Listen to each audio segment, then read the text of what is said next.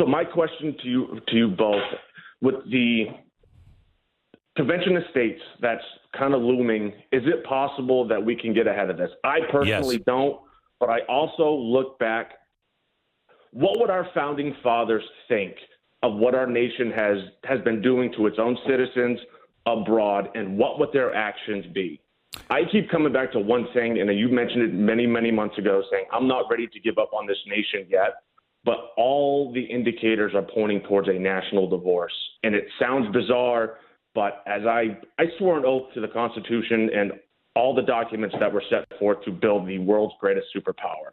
But at what point is enough to be like, you know what, this is no longer working. We need to bring what our federal government, what was supposed to be a small, very small item, which has now become this massive entity. And what point do we get back to that of like, you know what, no more, bring it back to the states where we're no longer worrying about the woke CEOs that are in California having influence over Florida. Yeah, exactly. I will tell you, we can beat it, but we're running out of time. And, you know, you mentioned the Convention of States.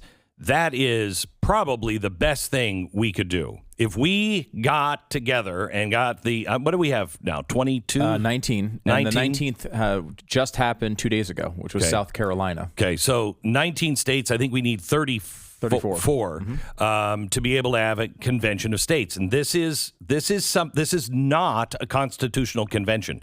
This is only open on certain things that everybody has to vote on before it even opens. So you can't just bring things up like, I want to get rid of the Second Amendment. No, unless those 34 states have already agreed. You're not bringing it up, and we're not opening it up. We can actually change things if we can get those 34 states. And it's close.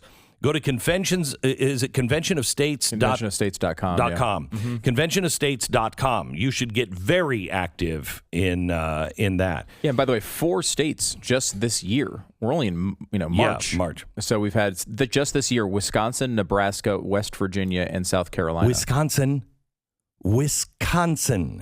is joined, and it is. You know, it has to be joined for sure by every red state. And there are red states that have not jumped on board yet. I mean, South Dakota has not passed this yet. Iowa has not passed this yet. North Carolina is sort of a purple state. New Hampshire, another purple state, hasn't done it.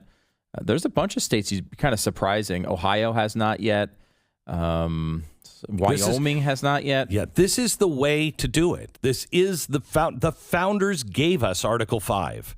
And they said when things get so out of hand and Washington will not respond, then the people have to gather in their own states and vote on certain things they want to do and get through the legislature. Certain things like a balanced budget, term limits, no ESG scores, no federal digitized, all-encompassing coin that can track everybody. No spying on people. Those things can be done, and they're only going to be done by the people. And it will take a convention of states. I'm here live in Philadelphia at the Tomb of the Unknown Soldier. When you hear the phrase lives, fortunes, and sacred honor, these are the folks we should think of, those who anonymously gave their lives. Well, today you have a chance to volunteer. You need to volunteer for conventionofstates.com, the movement that's going to save the country. These folks are willing to step up and give everything. We need you to give just a little bit. Go to conventionofstates.com and volunteer today.